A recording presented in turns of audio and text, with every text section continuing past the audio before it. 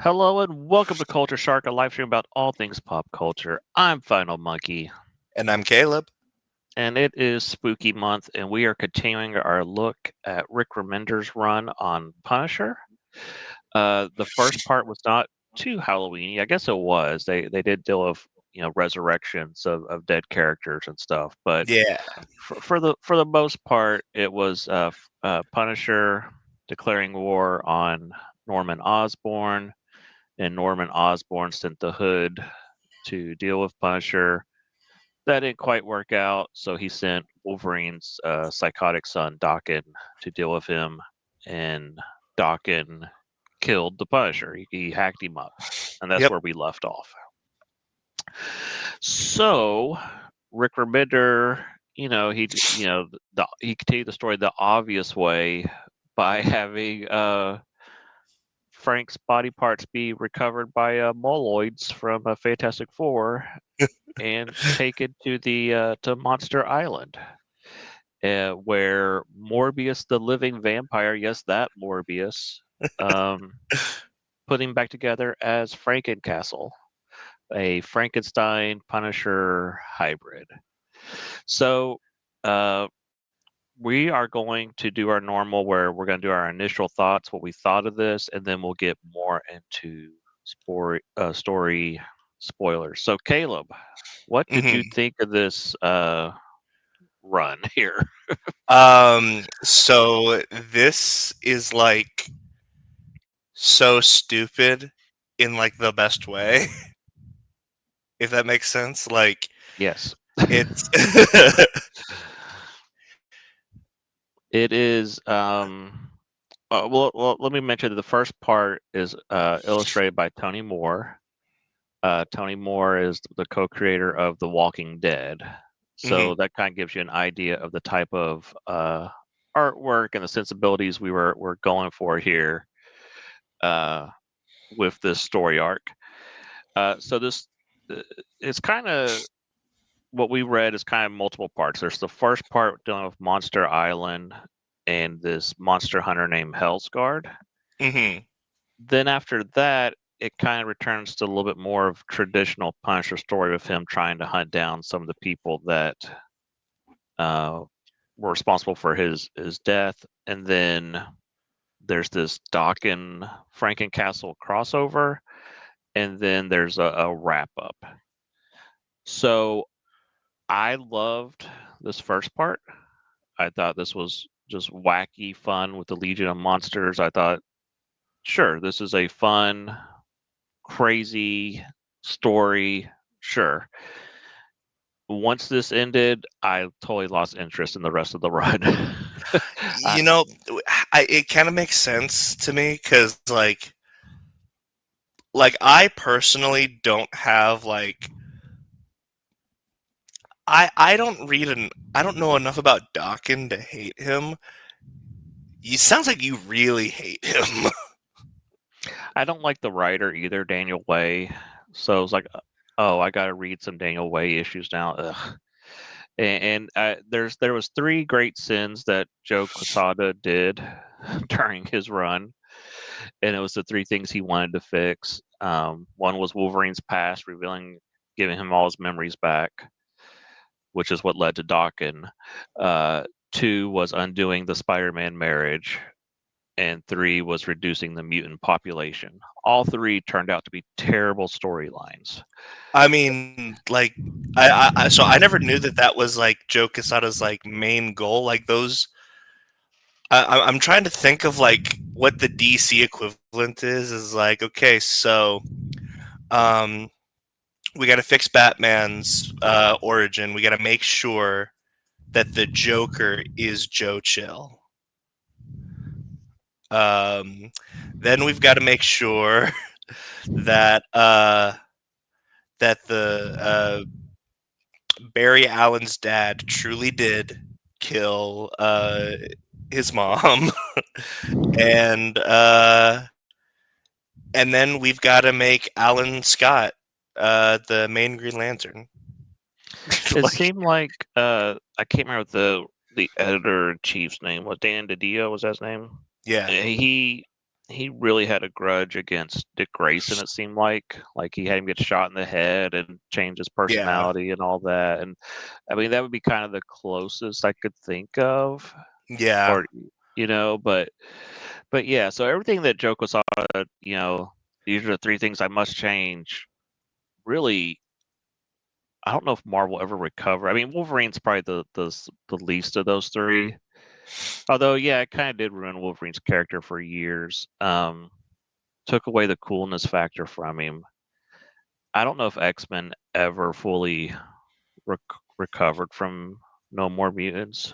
Like to me, that's kind of like the beginning of the end Hmm. of the great X-Men era, and they flirted with greatness again with Krakoa, but it's never been the same since No More Mutants. I don't know. Okay, so I mean, Uncanny X Force is an exception. Uncanny X Force, and then I don't know. I was a fan of what we read up to Wolverine the uh X-Men with yeah, Jason Aaron. Wolverine the next one, Jason Aaron, and yeah, I love Cyclops' Uncanny X-Men with Utopia. So, So so let me say this: I like the Schism era up until Brian Michael Bendis came in. Once he came in, yes, everything broke. yeah, essentially like, and this is becoming an X-Men discussion now, Uh-huh. as it always does. Yes, Um, all roads lead to X-Men. from from I would say from Claremont to Morrison to House of M is like the golden age. Well, I mean, Chris Claremont's like the golden age of X Men, and then Mhm. Morrison, we kind of got like the new age of X Men, and then from House of M uh, towards like the schism, like Messiah Complex and all that is okay. I like it, but it's not Mhm. great. But from schism up to uh, what Death of Regenesis, Wolverine. Death of I would Wolverine, yeah, say. yeah, I'd say Death of Wolverine's where it really breaks. yeah, Everything really breaks when that yeah. happens. Essentially, it's battle for the atom is where it gets bad. Essentially, bringing back the original five in a time machine. That's That's a that. fun idea for a one-off story, but for them to stick around for years was a Yeah, huge mistake, and making them the yeah, the focus of everything. It's just weird. yeah. Anyhow, let's get back to Punisher. Yes. Um, so we just discussed some controversial stories. This story was also super controversial at the time, and I kind of feel like, and I can't prove this. I don't. I can't. I was kind of looking around before the podcast, and I don't see anything, but I feel like this run was cut short. Do you get that feeling like he had more Yes. plans, and I think initial sales were really strong, just because everybody's like, "What is going on?" And then it dropped off very quickly, and so they're like, "Okay, you got to wrap this up." Yeah. Well, and And what I get the feeling, and we can get into this one, get into spoilers, is because like I think I love this because I'm not the average Punisher demographic. yes, I love Werewolf by Night. I love Elsa Bloodstone. And I loved like the monsters and the Mystic. If you're a Punisher reader, you don't give a crap about Marvel Mystic. And Marvel no, you Mystic is don't. like my favorite stuff. So, but the thing is I wouldn't have even looked at this if you hadn't put it on the schedule. So it really is like a who is this for? Because your main demographic who's going to read this uh, isn't going to like it because it's not Punisher. And then the demographic that would like this or are not going to pick this up because it's Punisher. Yeah, the first part is a very different story. It's very much a Punisher story, and then this is Legion of Monsters, and it. I think this is to me, if I was Marvel, I would package up just this Hell's Guard part, and I would when Halloween rolls around, recommend this as here's a Halloween story. If we're looking for a Marvel Halloween story, this is it. Frankencastle is our Halloween book. Mhm.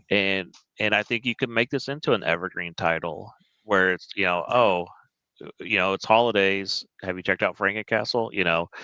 Um, but then I feel like as soon as they put the Bloodstone in Punisher's chest, the story just it loses all momentum. Like, well, I guess we're getting into spoilers now.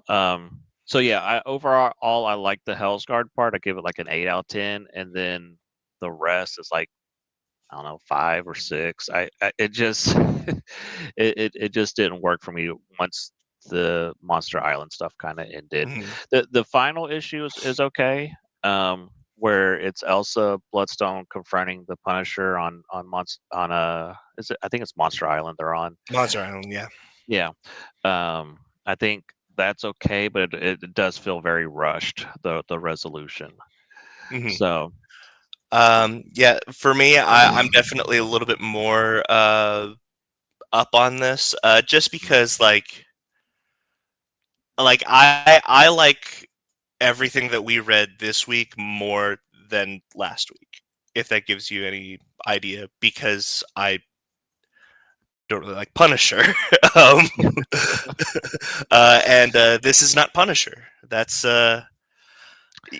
you know what? How let's say someone, because I got a friend and I was trying to explain this to them yesterday.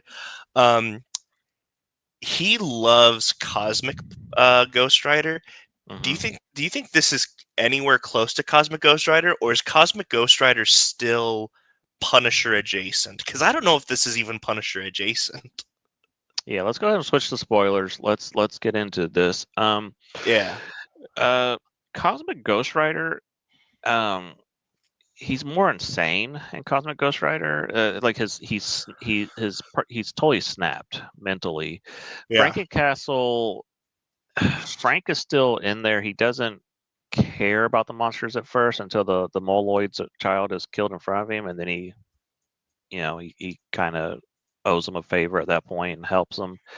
But there's also times I felt like he was out of character in this. I don't know. There were just moments where he was like showing mercy, or like he left the villain in limbo and just kind of left him there. Although at the time, at first I was like, oh, he's just gonna leave him alive. That's weird. That's not Punisher thing. But then also I was like, well, he's barely alive himself. He has no weapons. There's really no way for him to kill Hell's Guard at this moment.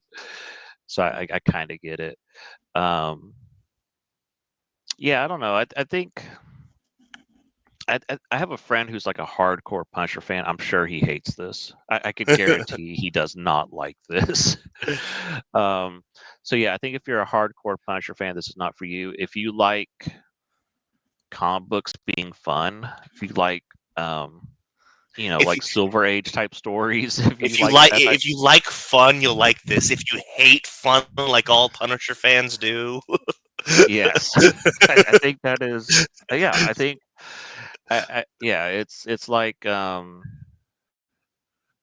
Uh, I was gonna make a really bad analogy about Care Bears and Metallica or something. I don't know. I'm really sick. I'm not thinking straight today.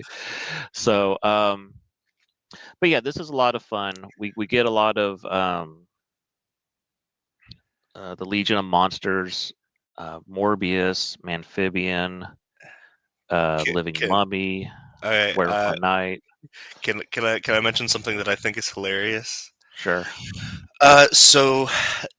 Whenever Frank wakes up, uh, the Legion of Monsters is immediately attacked by this Japanese society, like like Hmm. these shredder looking people. Hmm. So are they a pre-established thing, or is this like something that This is Remender? their first appearance, I believe. Okay, okay. Um, I think I think that this is hilarious. Because so they start off this is my imagination. they start off being like, okay, so we're gonna kill monsters, right? Mm-hmm.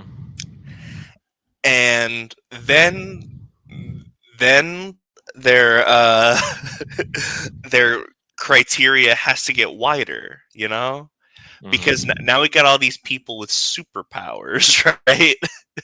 Mm-hmm.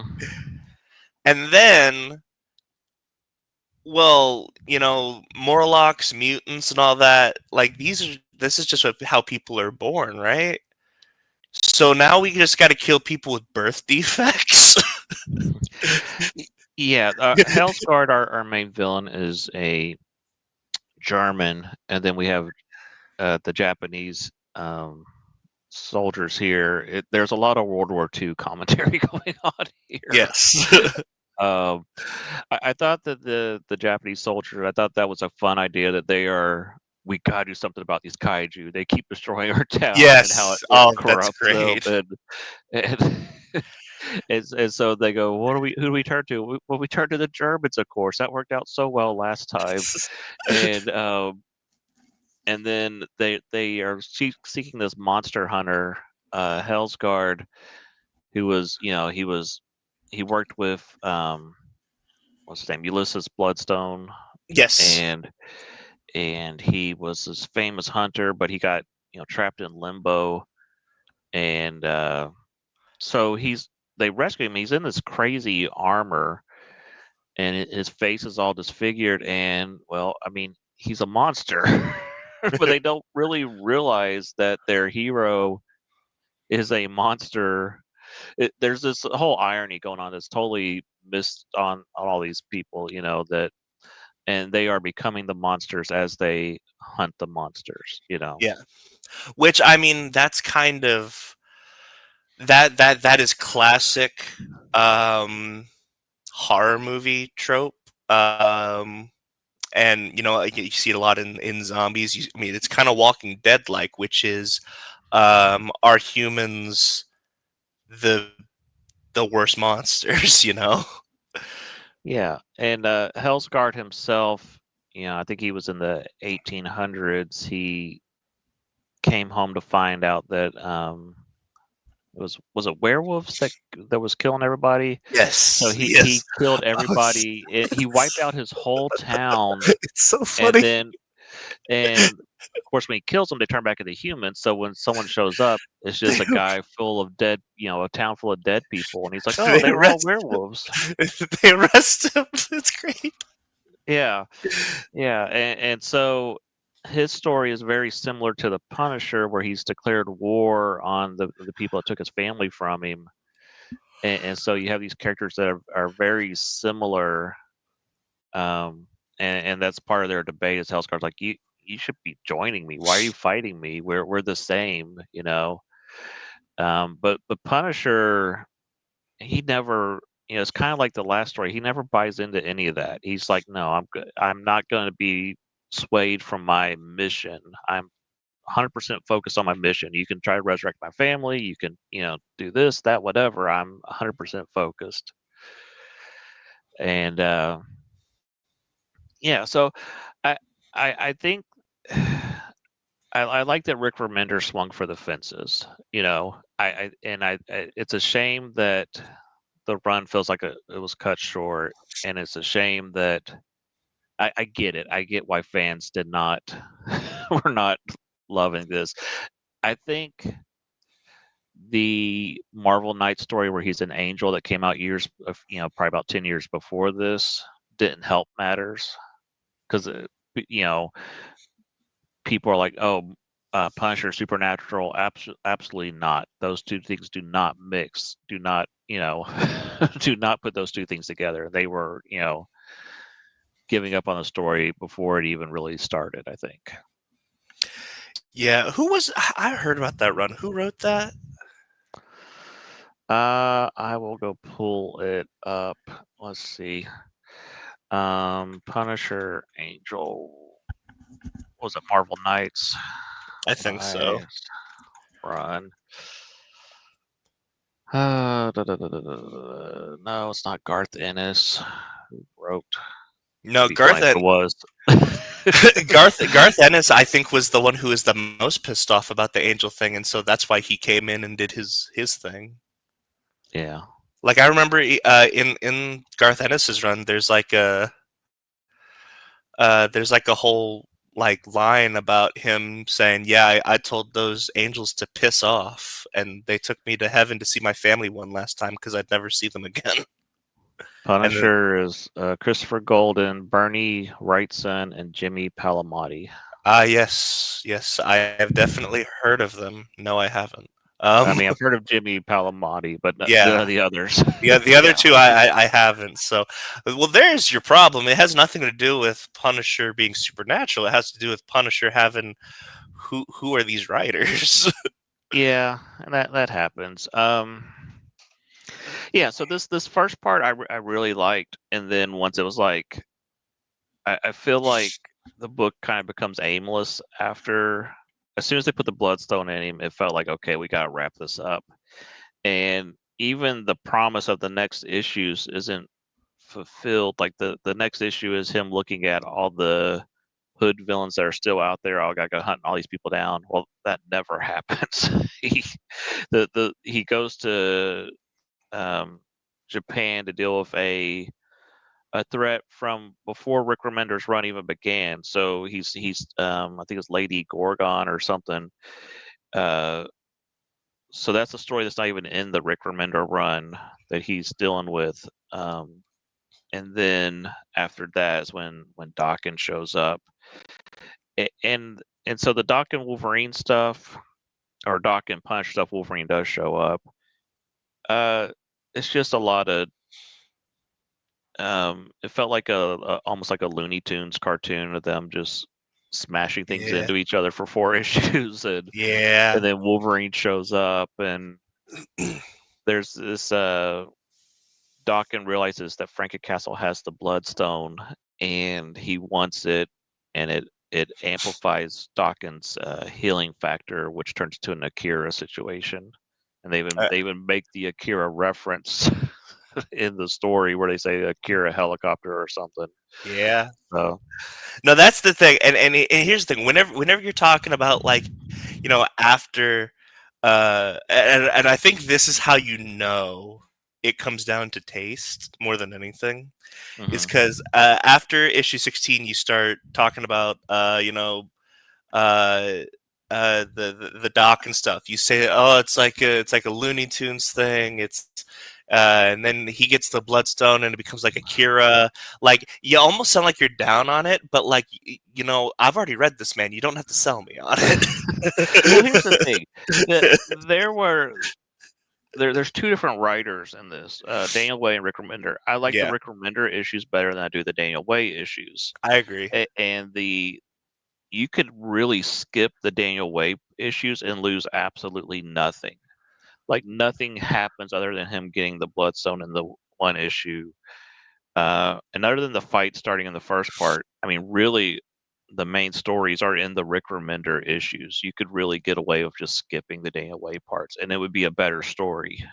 It would, so.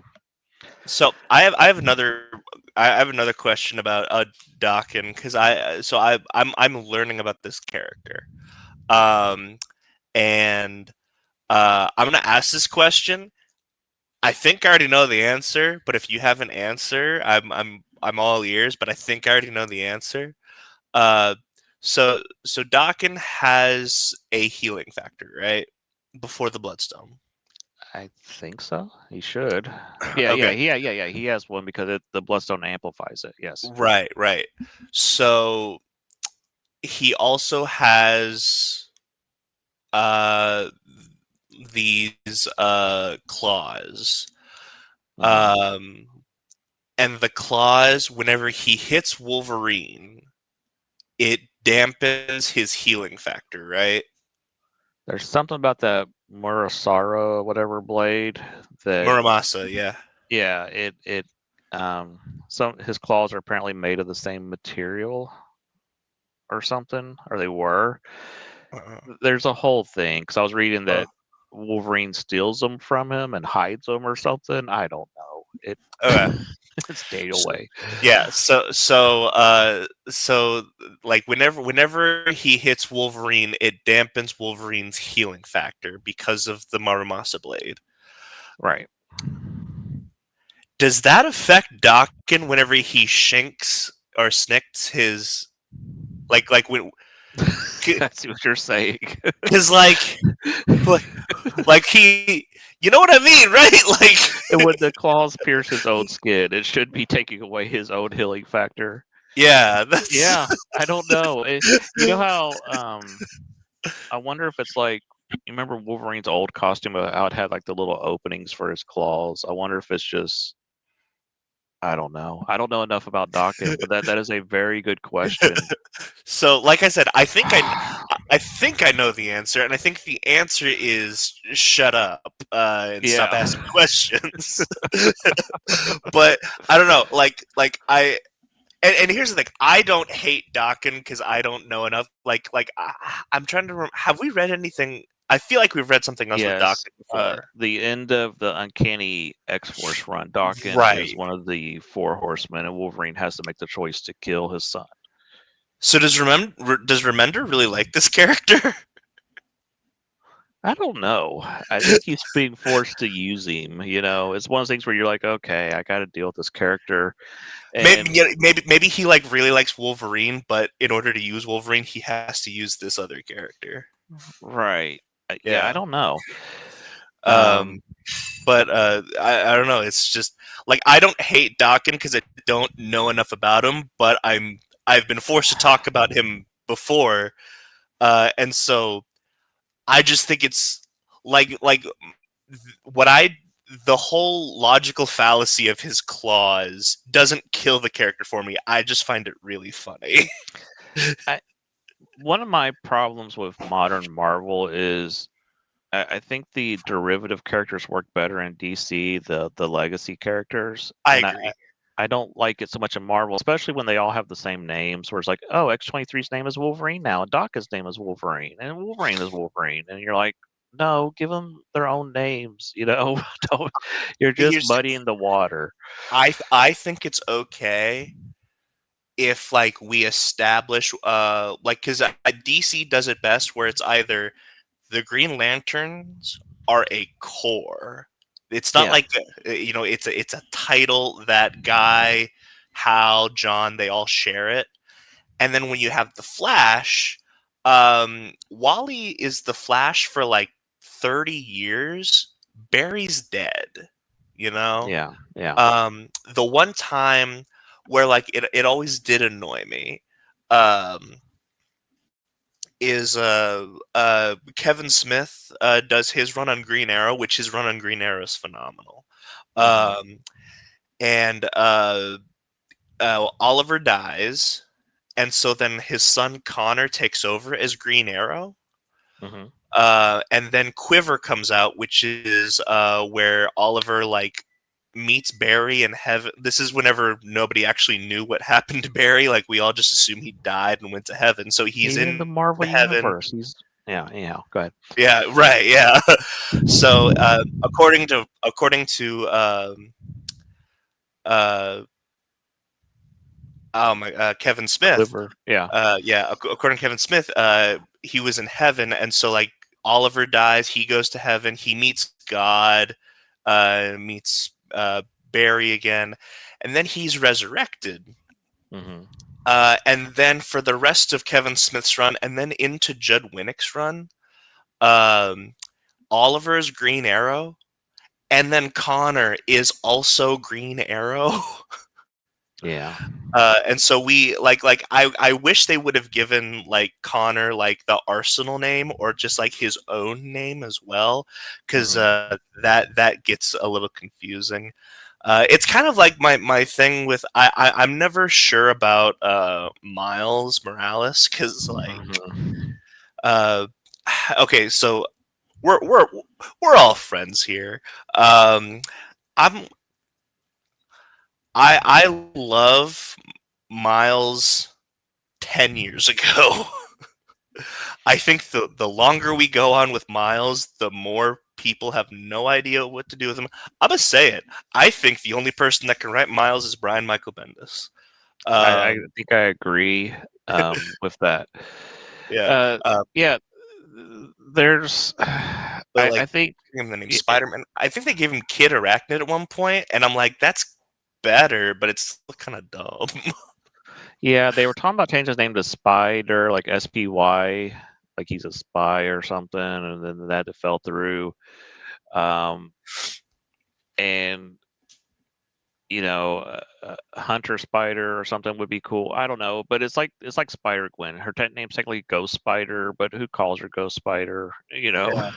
Yeah, but then and So originally before she was Ghost Spider, I think in the original miniseries and like the because before Spider Gwen was like in 616, she just had a series of 6-issue miniseries over the course of like 5 years, and mhm. in her universe, she's just Spider Woman.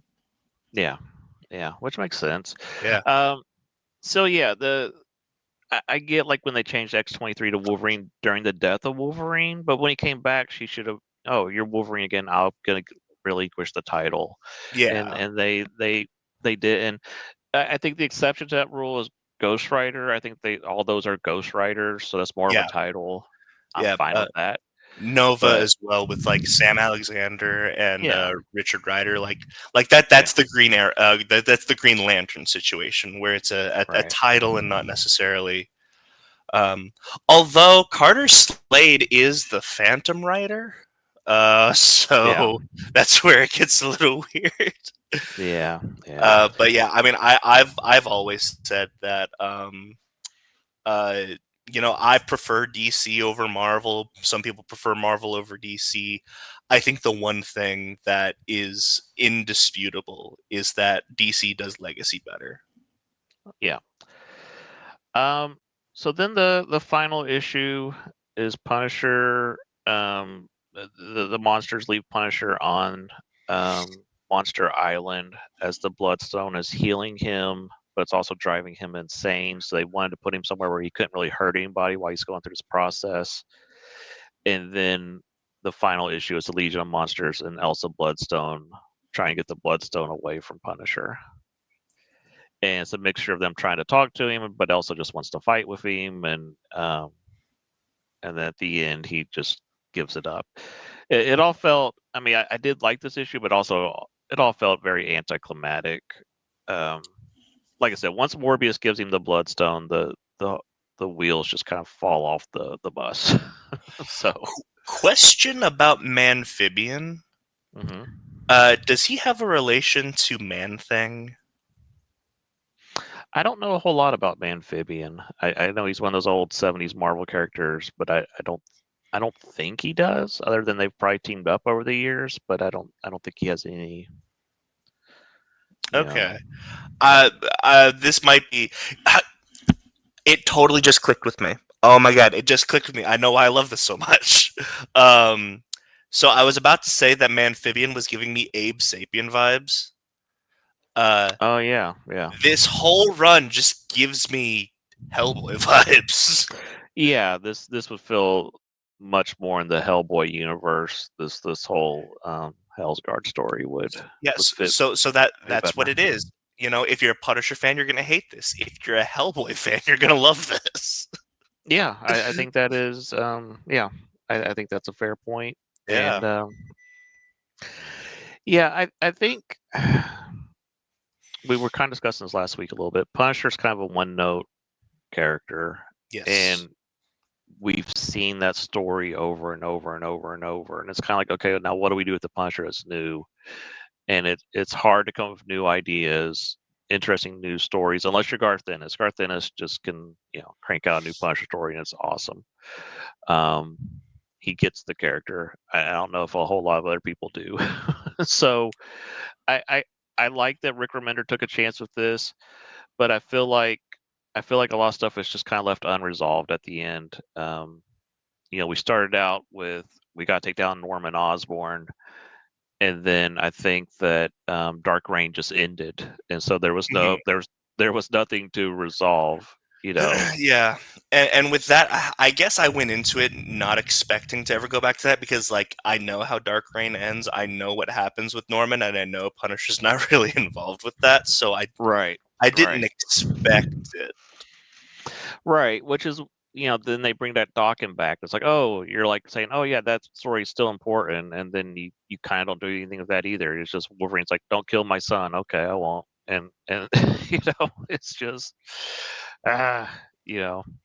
That's the one thing that, like, I guess I would want to read some Wolverine stories that involve Daken because the two times that I have read Daken are this, which is Please Don't Kill My Son, and then Uncanny X-Force, which is Oh no, I have to kill my son.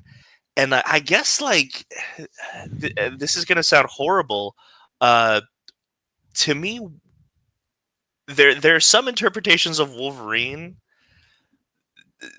in my mind where it's like, if my son's trying to kill me, I don't care. I'm gonna try to kill him back. Yeah, it's strange. I think he feels guilty about Dawkins, but I really don't know enough about Dawkins. I feel like he didn't know Dawkins was still alive, and so Dawkins feels like Wolverine abandoned him. But then later on, they're in the Krakoa era where they make all the characters kumbaya and love each other. Dawkins and Wolverine are like best buds. It's weird. It's so strange how it's like they totally ignored Dawkins' character up to this point. Dawkins very manipulative and evil, and I just do not like his character. I'd rather, I'm more of a Sabretooth guy, I guess. So I did just look up his because I didn't know who created him. It looks like Daniel Way created him in mhm. Wolverine Origins, which I don't think I've ever read Wolverine Origins. I've seen it everywhere. Like, it's at every half price books you've ever been in, but I've never read it. Well, that's okay. There's two different stories. There's Wolverine Origin where with who's that? Is that Paul Cornell or it's one of those other writers? Paul somebody. That's the story of Wolverine as a when he's a little kid. And then the book you're talking about is what happened to the main Wolverine title once House of M happened and Wolverine got his memories back. And so then he remembered, oh, I Uh, have a son named Dawkins, and that's what that whole book was. It went on for 90 issues or whatever.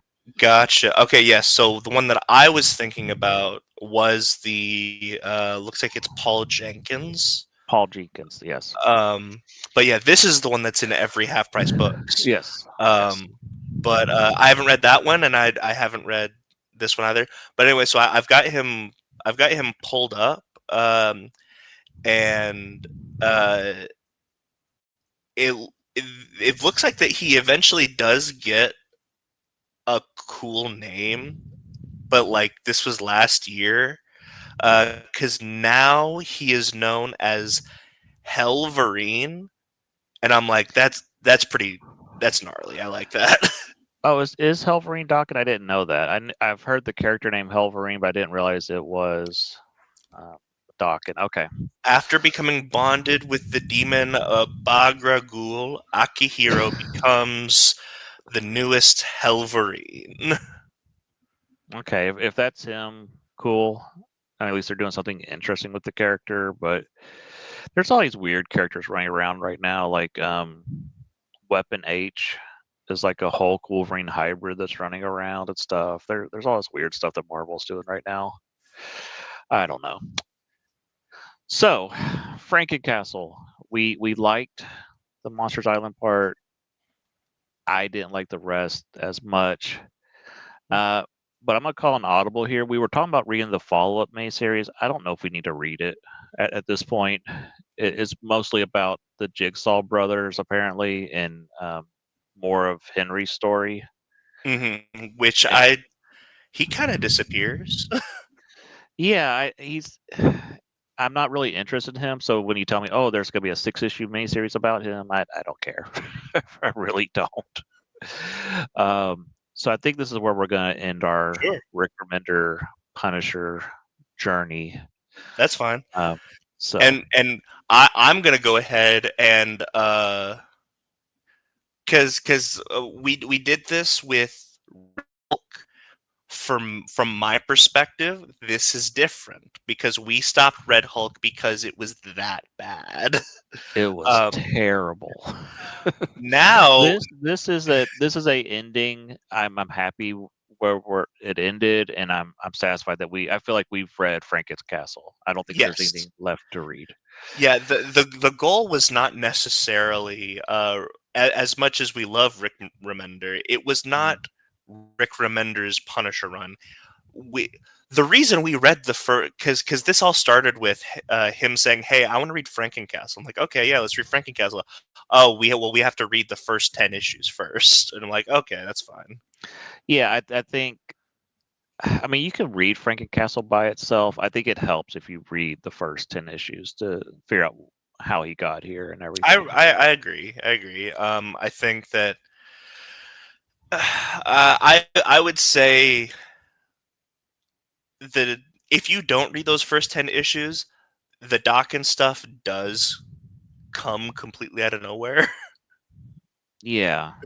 Well, I think if when I say read Frankencastle, just read the Hell's Guard story.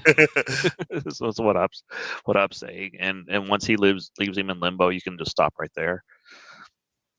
Is how I feel. So Okay.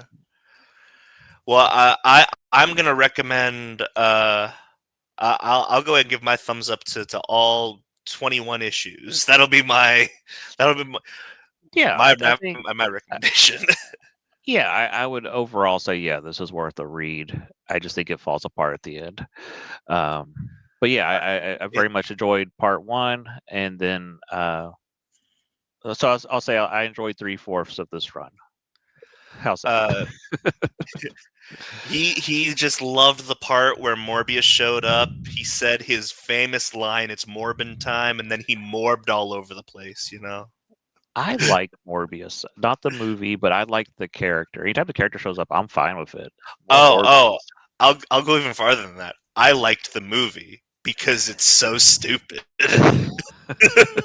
I like haven't like seen the movie, so I cannot comment. yeah. So off on a tangent, and then we'll sign off.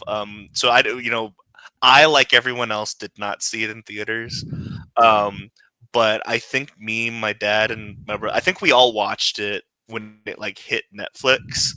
And Mhm. it is just so stupid. And then then there's that one scene that everyone talks about, which is Matt Smith, who's the bad guy. He just starts Mhm. dancing in the bathroom naked to the that song that where the lyrics are just "have sex." and and I'm just like, this is the dumbest movie ever. I love it. Keep in mind when it comes to those like Morbius kind of brings me back to what people would call the dark age of Marvel movies, like pre Iron Man, Mhm. um, which I like. Nicolas Cage's goes. I actually love Spirit of Vengeance. Like I think that movie's hilarious. So when it comes to Morbius, I'm like, it reminds me of like how Marvel movies were when I was a kid, which is not necessarily great, but fun. I don't think I'll ever watch Madam Web though. Um, so real quick, I'll say this, then we'll sign off. Yeah. I remember listening to it was probably a Word Balloon interview with Rick Remender before Frankencastle, and he said that he wanted to write one of the Marvel crossovers, which he ultimately did. He did Marvel Axis, but he said if he ever got to have full control, he wanted the Legion of Monsters to show up at the end and save the day. And so I don't think he ever got to tell that story. So this is his chance to do a Legion of Monsters story. Mhm. And so I think he wanted to do a Legion of Monsters story more than he wanted to do a Punisher story Yeah. ultimately. So But um, if you're given a character named Frank Castle and you just think of the pun Frankencastle, you gotta run with it. yeah, yeah. Once you go with that pun, you're like, yeah, I got to do this. So Yeah, this was our Halloween comic story to cover. If you know more Halloween comic stories, let us know. Maybe we'll tackle them next year. Or if you have any other recommendations, that have to be Marvel, it could be DC, it could be Hellboy, it could be whatever. We would love to hear those. Next week, we are going to switch back to movies, and Something Wicked That This Way Comes has hit Disney Plus out of nowhere. I was surprised because this movie has been MIA for a very long time. Disney has acted like this movie does not exist. It's from the 80s. So for this to pop up on streaming, it's a great time to review it and I see what the hype's all about. Yeah, I think a lot of people do that because I know I think you're subscribed to Matt Draper as well. I think he just did a video on it. Yeah, yeah. So I know very little about this movie, so I'm excited. I So that'll never heard be of it our until I never heard of it until a week ago. yeah. So we are gonna check this out, and that'll be our probably our Halloween episode. So super exciting. If you like this show, if you like this rambling, this nonsense, tell your friends, hit the subscribe button, hit the like button, um, and just tell that YouTube algorithm to stick it. And and until next time, I've been Final Monkey. And I'm Caleb. We'll catch you next time in the deep end. See ya.